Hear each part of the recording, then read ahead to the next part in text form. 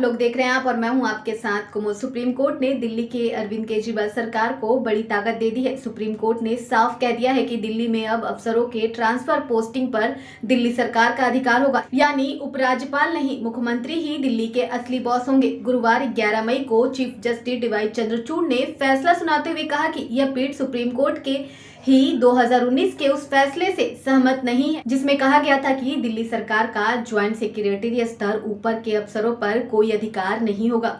इस पीठ का मानना है भले ही नेशनल कैपिटल टेरिटरी यानी दिल्ली पूर्ण राज न हो, लेकिन यहाँ की चुनी हुई सरकार के पास भी ऐसा अधिकार है कि वो कानून बना सकती है। केंद्र और राज्य दोनों के पास कानून बनाने का अधिकार है। इस बात का ध्यान रखा जाए कि केंद्र का इतना ज्यादा दखल ना हो कि वह राज्य सरकार का काम अपने हाथों में ले ले।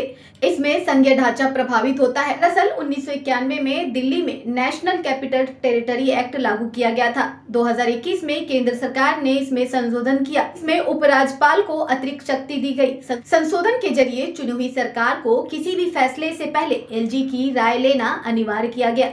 इसको आम आदमी पार्टी ने सुप्रीम कोर्ट में चुनौती दी। सुनवाई के दौरान दिल्ली सरकार का तर्क था कि केंद्र उसके और संसद के बीच के अंतर को खत्म करना चाहती है, लेकिन केंद्र की ओर से पेश हुए सॉलिसिटर जनरल तुषार मेहता ने कहा कि दुनिया के लिए दिल्ली को देखना यानी भारत को देखना है। उन्होंने कहा कि दिल्ली राष्ट्रीय राजधानी है, इसलिए जरूरी है कि केंद्र के पास उनके प्रशासन पर विशेष अधिकार हो और अहम मुद्दे पर नियंत्रण हो।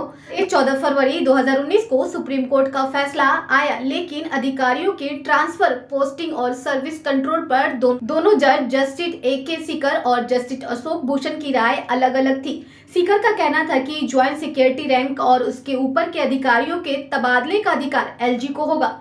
इसमें नीचे के अधिकारी दिल्ली सरकार के अधिकार क्षेत्र में आएंगे। ऐसे मामलों में दिल्ली सरकार और एलजी के बीच मतभेद हुआ तो एलजी की राय ऊपर मानी जाएगी। जस्टिस भूषण की राय अलग थी क्योंकि बेंच में 2 ही जज थे और दोनों में इस बात पर सहमति नहीं थी तो मामला 3 जजों के बेंच को रेफर कर दिया गया। 2022 में तीनों जजों के बेंच ने इस मामले को संविधान पीठ के पास भेजने की अर्जी दी। जुलाई 2022 में चीफ जस्टिस ने संविधान पीठ के पास ये मामला भेज दिया, जिसका फैसला आज आया। इस फैसले के बाद दिल्ली के सीएम अरविंद केजरीवाल किन किन चीजों में अपना फैसला ले सकते हैं और तबादले का अधिकार दिल्ली सरकार के पास होगा। चुनी हुई सरकार के पास प्रशासनिक सेवा का अधिकार होना चाहिए। अगर चुनी हुई सरकार के पास प्रशासनिक व्यवस्था का अधिकार नहीं होगा तो फिर ट्रिपल चैन जवाबदेही पूरी नहीं होगी। इसके साथ ही उपराज्यपाल को सरकार की सलाह पर ही काम करना होगा। आपको बता दें कैसे ये मामला कोर्ट तक पहुंचा। दिल्ली सरकार बनाम उपराज्यपाल के बीच का टकराव का ये मामला अफसरों की पोस्टिंग और ट्रांसफर के अधिकार से जुड़ा था। दिल्ली सरकार ने कोर्ट में याचिका दाखिल कर यह अधिकार उसके हाथ में देने की मांग की थी। सुप्रीम कोर्ट ने इस मामले में 8 जनवरी 2023 को सुनवाई पूरी कर फैसला सुरक्षित रख लिया था। जिसके बाद आज सुप्रीम कोर्ट ने यह फैसला सुनाया जिसमें केजरीवाल सरकार की जीत हो गई। फिलहाल इस खबर में इतना ही। आपका इस खबर के बारे में क्या राय है हमें कमेंट करके जरूर बताइएगा और अगर अभी तक हमारे चैनल को सब्सक्राइब नहीं करा है तो प्लीज सब्सक्राइब कर लें।